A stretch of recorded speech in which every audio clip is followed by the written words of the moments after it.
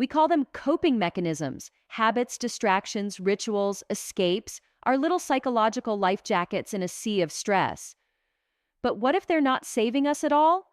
What if these so-called coping tools are just smoke and mirrors, tricking our brains into feeling safe while our wounds fester in silence?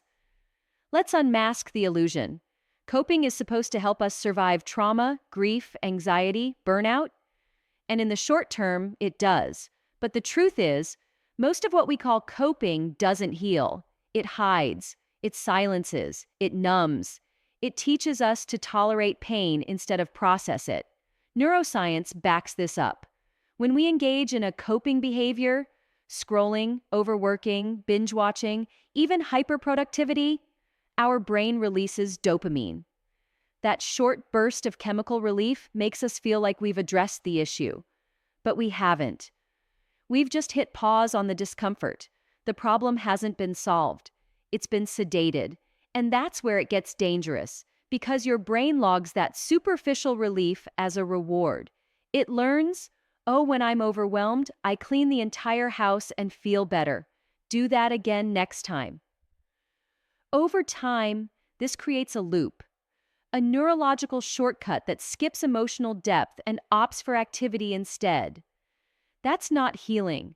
That's avoidance with a productivity halo. We've built an entire culture on coping illusions. We glorify busyness, idolize hustle, preach good vibes only. We work out not to feel alive, but to exhaust the feelings out of us. We meditate to silence thoughts, not to understand them. We drink green juice while our trauma rots in the basement. And worst of all, we call it self-care. Here's the hard truth. Many coping mechanisms are just dressed-up distractions. They give us the illusion of control, but leave us emotionally bankrupt. It's like paying minimum on a massive debt. The balance doesn't shrink. It grows, quietly, invisibly, until it bursts. Let's talk examples. Excessive exercise looks healthy, but if you're using it to escape your emotions instead of inhabit your body, you're not healing and you're running. Literally. Constant busyness, always having something to do, somewhere to be, someone to help.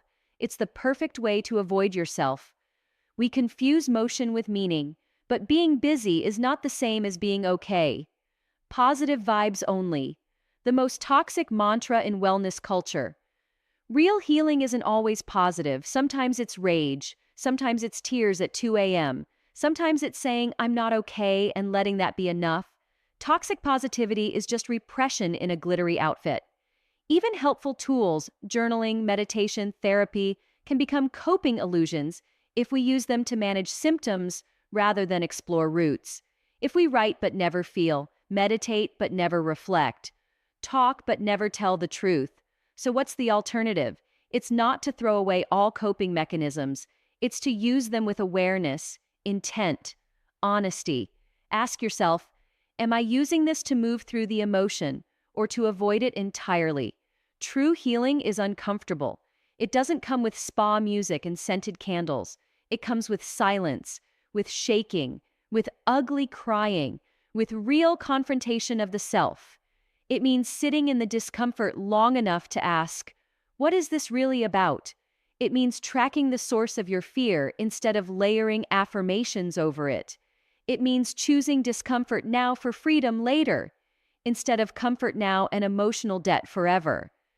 The illusion of coping is powerful because it's subtle. It looks like strength. But real strength? It's being honest about your pain. It's breaking the cycle. It's saying, I'm tired of surviving. I want to heal. So go ahead. Use the tools. Take the walk. Drink the tea. But don't mistake them for the work. The work is deeper. We are so addicted to coping because feeling is terrifying.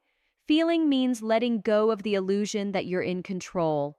It means sitting in your own rawness with no distraction, no escape hatch, no dopamine hit to smooth the edges. It means confronting the memories that ache, the beliefs that cage you, the silence you've buried under productivity. That's not Instagrammable healing, that's the real kind. We've normalized avoidance so deeply that actual presence feels rebellious. Try sitting still in a room for 5 minutes with no phone, no music, no plans. That's when the truth shows up. The truth you've been running from in spreadsheets and spin classes and small talk, and maybe it whispers, this isn't the life you really want. And maybe that wrecks you.